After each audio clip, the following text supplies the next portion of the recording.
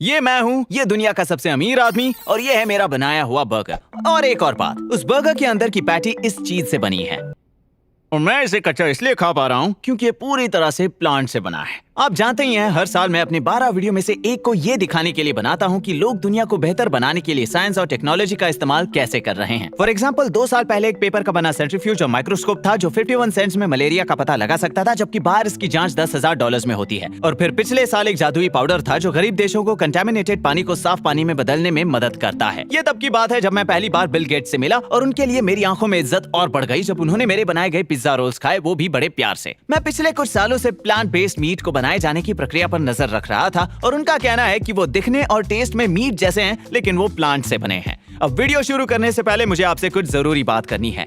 मैं मीट खाता हूँ, मतलब बहुत ज्यादा। मैंने बचपन से ही हर खाने में किसी ना किसी रूप में मीट खाया है। मेरे खाने का पसंदीदा टाइप है बारबेक्यू। अब चाहे जैसा भी हो, मुझे हमारे विज्ञान पर पूरा भरोसा है। मुझे ऐसा लगता है कि ये मेरे लिए वास्तव में कमर कसने और इस पौधे आधारित मांस की तह तक जाने का समय है। और इसीलिए मैं जवाब ढूंढने की तलाश में ये 3 सवाल पूछ रहा हूँ। सबसे पहला, इसका टेस्ट कैसा है? और सिर्फ इतना ही नहीं, बल्कि इसका रंग, रूप और खुशबू भी। ये असली मीट है, ये सोचने में ये मेरे दिमाग को किस तरह धोखा देता है। दूसरा सवाल, क्या ये अच्छा है? अगर ये धोखा दे रहा है तो इसके अंदर क्या है? क्या ये किसी तरह का लैब में बना खतरनाक केमिकल है? और ये भी कि ये असली बर्गर के मुकाबले में कितना प्रोटीन देता है। और तीसरा सवाल, क्या ये धरती के लिए अच्छा है? वैसे तो मैं जानता हूँ कि ये अच्छा है, लेकिन क्या ये बस थोड़ा अच्छा है या फिर बहुत ज्यादा अच्छा है? अब मेरे लिए बड़ी प्रेरणा ये है, और मुझे लगता है कि मेरे मीट खाने वाले सभी साथी इस बात से सहमत होंगे कि ये जो फैक्ट्री फार्म्स का कॉन्सेप्ट है वो अच्छा नहीं है। जैसे कि इन गायों का जिंदगी में कभी घास ना देख पाना, और पिग्स जो ज्यादातर डॉग्स की तुलना में ज्यादा समझदार होते हैं लेकिन भीड़ भरे कंक्रीट के घरों में अपना पूरा जीवन गुजारते हैं। ये कारखाने कुशल हैं, इनका तरीका पैसा बचाने के लिए अच्छा है, जानवरों की भलाई के लिए नहीं। मुझे आपका मूड बिगाड़ना नहीं है, लेकिन मुझे इन सब के बारे में सोचना अच्छा नहीं लगता जब मैं अपने चिक फिल बर्गर खा रहा होता हूँ। अब चाहे इसे झूठी तसल्ली समझे, लेकिन मुझे लगता है कि मेरे पास कोई अच्छा विकल्प नहीं था। मतलब पहले तो हम इसे वेजी बर्गर कहते थे, लेकिन मुझे ये किसी भी एंगल से एक बर्गर नहीं लगता। लेकिन पिछले कुछ सालों से उनकी स्ट्रेटेजी है मेरे जैसे लोगों को टारगेट करना, यानी उन्हें जितना हो सके उतना असली मीट की तरह बनाना, ताकि हम भी प्लांट बेस्ड बर्गर खुशी खुशी खाना चाहें। तो उनका लक्ष्य है कि अगर मैं नॉन वेज छोड़कर अपने समर बारबेक्यू में शाकाहारी खाना रखता हूँ, तब भी मुझे अपने दोस्तों के साथ बर्गर के पूरे मजे लेने से कोई नहीं रोक सकता। तो इसी के साथ अब चलते हैं पहले सवाल का जवाब ढूंढने,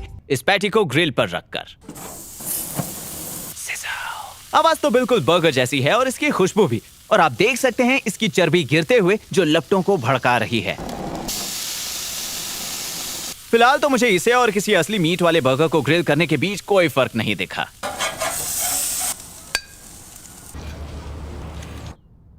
इसे चाटने पर तो कोई नहीं कह सकता कि इस पर मीट नहीं लगा है।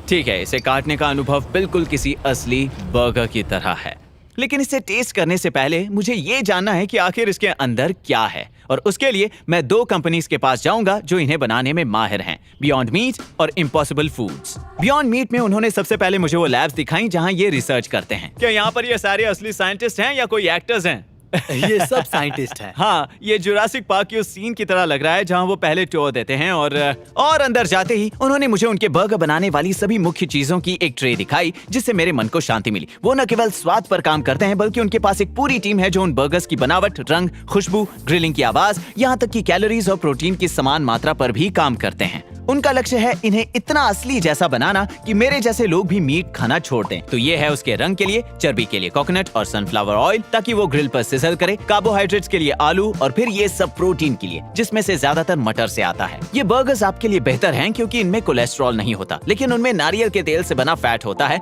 इसलिए आपको इसे बिना ड्रेसिंग के सादे सलाद जितना हेल्दी नहीं समझना चाहिए। पूरा टूर करने के बाद मैं काफी अच्छा महसूस कर रहा था, तो अब समय था रसोई में असली परीक्षा का। मैंने जानबूझकर इस तरह का मीट नहीं खाया है। ओके, अच्छी बात। मैंने बिल्कुल नहीं खाया, मेरे पास मौका था लेकिन नहीं, मैंने खुद को रोका। घबराना मत, लेकिन अगले हफ्ते मैं बिल गेट्स से मिलने वाला हूँ उनके लिए खाना बनाने। तुम एक प्रोफेशनल शेफ हो ना? हाँ, मैं हूँ। तो अगले 20 मिनटों में तुम्हें अपने दिमाग का सारा ज्ञान निकाल कर मेरे दिमाग में डालना होगा, ओके? हमने शुरुआत की इटालियन सॉसेज से, जो ऑफ कोर्स पौधों से बना था, और शेफ क्रिस ने मुझे बिल गेट्स को इम्प्रेस करने के लिए ग्रिल पर कुछ करतब दिखाए। मुझे डर लग रहा है। चीयर्स। Okay, cheers. अगर फ्लेवर को साइड भी करें, मेरे हिसाब से बिल गेट्स को इसका जूसीनेस पसंद आएगा। मेरा ये बता पाना नामुमकिन था कि मैं असल में असली मीट नहीं खा रहा। ये बहुत अच्छा है। चीयर्स। चीयर्स। ये बहुत ही अच्छा है, एक और बाइट लूंगा, ये काफी अच्छा है। शुक्रिया। फिर हमने बनाया उनका बर्गर जो कि उतना ही अमेजिंग था। सच में जब इसमें बर्गर का पूरा सामान होता है तो बता पाना नामुमकिन है। बिल्कुल नामुमकिन है। उसके बाद मैं गया इम्पॉसिबल फूड्स में और उन्होंने लिटरली मुझे इन कटोरियों में रखी सामग्री से खुद बर्गर बनाने इसे दिया। बनाने के लिए सबसे पहले हम पानी को Okay. सोया प्रोटीन में मिलाएंगे और फिर इसमें डालेंगे पोटैटो प्रोटीन। तो Okay. बाद में हम इसमें डालेंगे मैजिक इंग्रेडिएंट। तुम जानते हो ये क्या है? ड्रैक्युला के लिए रेड नहीं। जूस।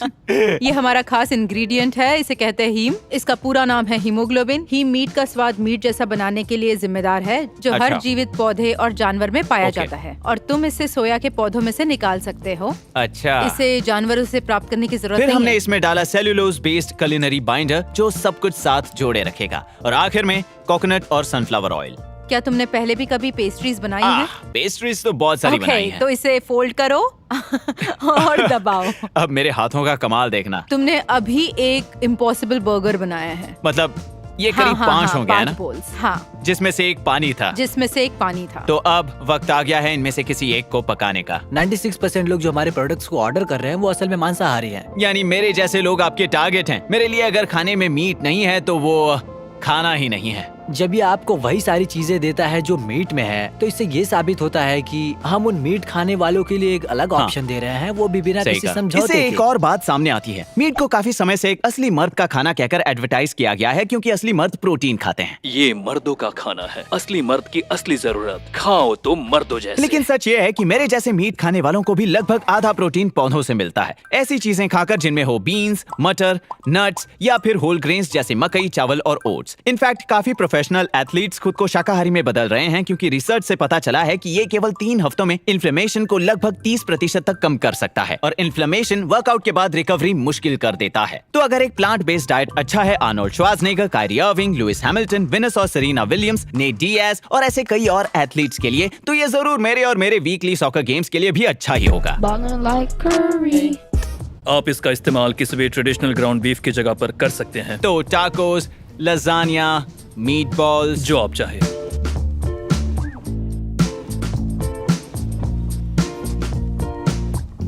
मजा आ गया। ये एक प्लांट बेस्ड बर्गर है, और देखो मैंने यहाँ कितनी गंद फैलाई है। और बेशक मुझे उनके बर्गर्स भी काफी ज्यादा पसंद आए, लेकिन मुझे लगता है बिल गेट्स को खिलाने के पहले मुझे इसे और भी लोगों पर टेस्ट करना चाहिए। तो मैंने अपने कुछ दोस्तों को एक लोकल रेस्टोरेंट में इनवाइट किया जहाँ ये बर्गर्स मिलते हैं। लेकिन आप बड़ों पर हमेशा भरोसा नहीं कर सकते, क्योंकि वो मन रखने के लिए झूठ बोल सकते हैं। ये सच में बहुत अच्छा है। लेकिन दूसरी ओर ये बच्चे मुंह फट होते हैं, तो हमने उनके लिए भी प्लांट बेस्ड बर्गर्स मंगाए। ये बहुत अच्छा है। लेकिन मैंने खाने के बाद तक उनसे ये बात छुपाई रखी। कैसा लगा तुम्हें? ये बहुत टेस्टी है। इस बर्गर में जरा भी मीट नहीं है। रुको, क्या?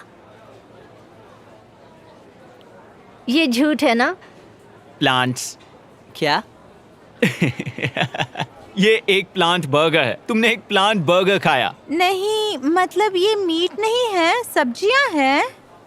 ये टेस्ट में बहुत जूसी था। और अब पहले से ज्यादा कॉन्फिडेंट मैं बिल गेट्स से मिलने गया अपने कुकिंग स्किल्स को टेस्ट करने और ये देखने कि क्या वो मेरे सवाल का जवाब दे पाएंगे। तो मैं बिल गेट्स की रसोई में हूँ, वो अगले 1 घंटे में यहाँ होंगे और मैं चला सामान लेने।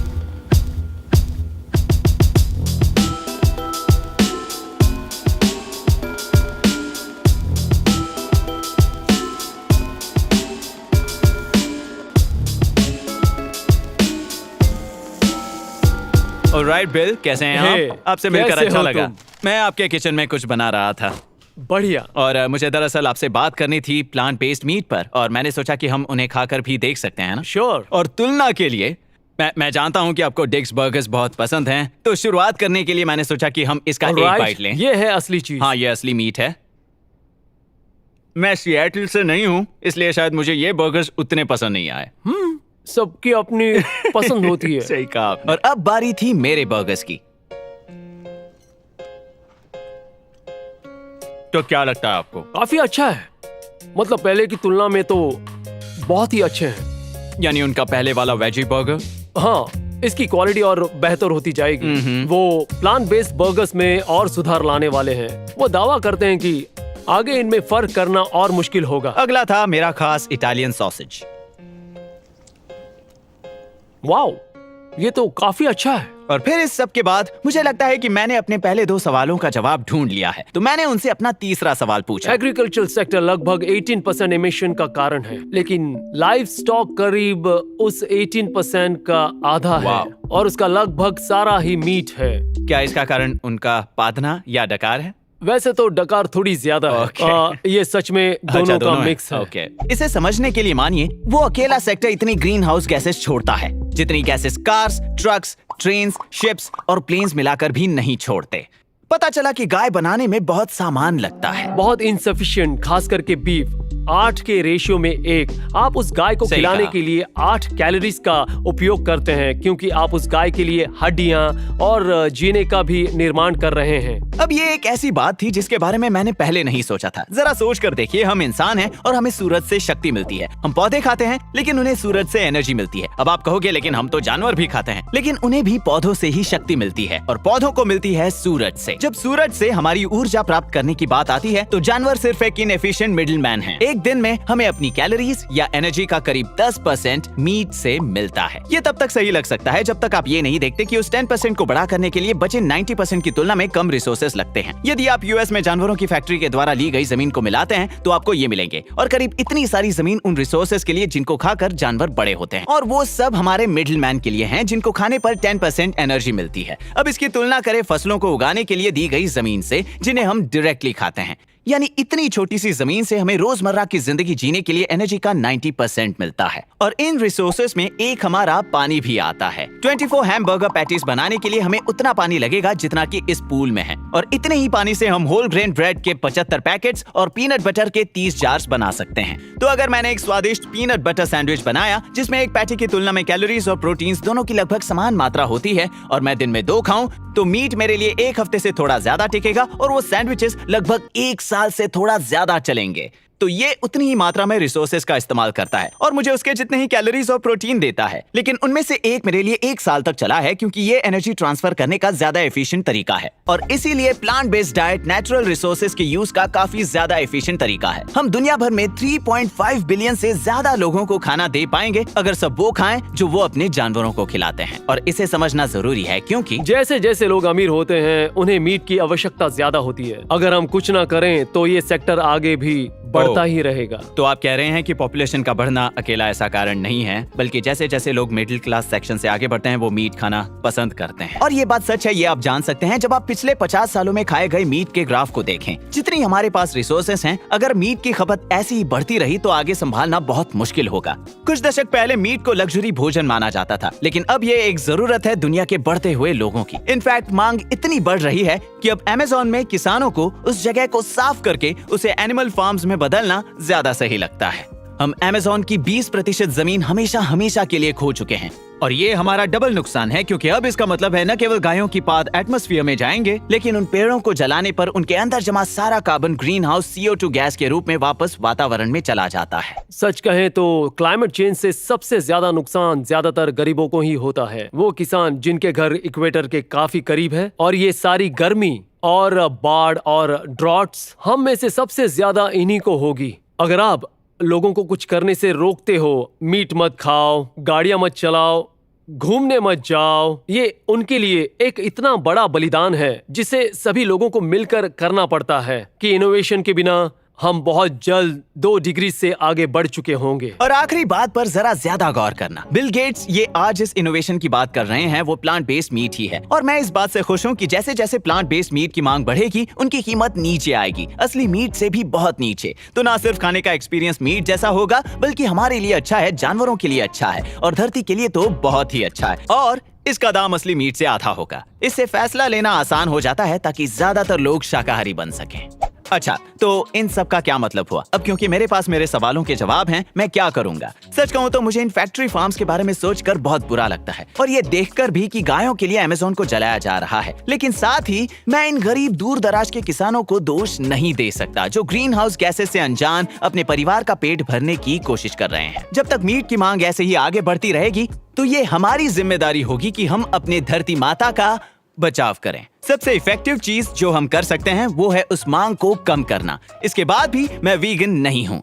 मैं तो किसी प्लांट बेस्ड डाइट पर भी नहीं हूँ, लेकिन मैंने मीट खाने की अपनी मात्रा आधे से भी कम कर दी है और मुझे अच्छा लग रहा है। धीरे धीरे मैंने अपने दिमाग से ये बात निकाल दी कि खाना उसी को कहते हैं जिसमें किसी तरह का मीट डाला गया हो। तो अगर इस वीडियो का कोई भी पार्ट आपको छू गया तो मैं कहूंगा अगर मेरी बात नहीं माननी तो खुद ही ट्राई कर लीजिए। आप हजारों रेस्टोरेंट्स में प्लांट बेस्ड मीट के ऑप्शंस पा सकते हैं, यहाँ तक कि बर्गर किंग और कार्ल्स जूनियर में भी। ज्यादातर ग्रोसरी स्टोर्स में उनके लिए एक डेडिकेटेड सेक्शन होता है ताकि आप इसे घर के बने हेल्दी खाने में इस्तेमाल कर सकें। जरूरी नहीं है कि आप दोनों में से एक चुने, मतलब आप या तो मीट छोड़ देंगे या रॉन स्वानसन बन जाएंगे। अगर ज्यादातर लोग सोमवार को मीट खाना छोड़ दें तो इससे मांग पर बहुत बड़ा असर पड़ेगा। विश्व स्तर पर हमारे सामने आने वाली कुछ चुनौतियां मुश्किल लग सकती हैं, इसलिए मुझे इस बात की खुशी है कि साइंटिस्ट्स हमारे लिए कोशिश कर रहे हैं और इनोवेशन ला रहे हैं ताकि हमारे लिए सही फैसला लेना आसान हो जाए। मुझे उम्मीद मिलती है कि हमारा भविष्य सेफ है और मुझे अपना हिस्सा करने के लिए प्रेरित करता है।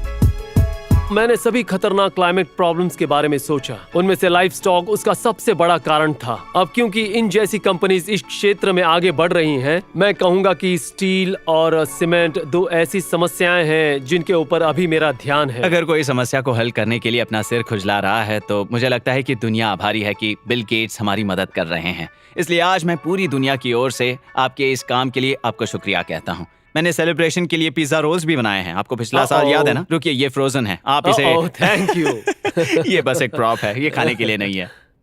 तुमने मुझसे झूठ बोला मार्क रॉब।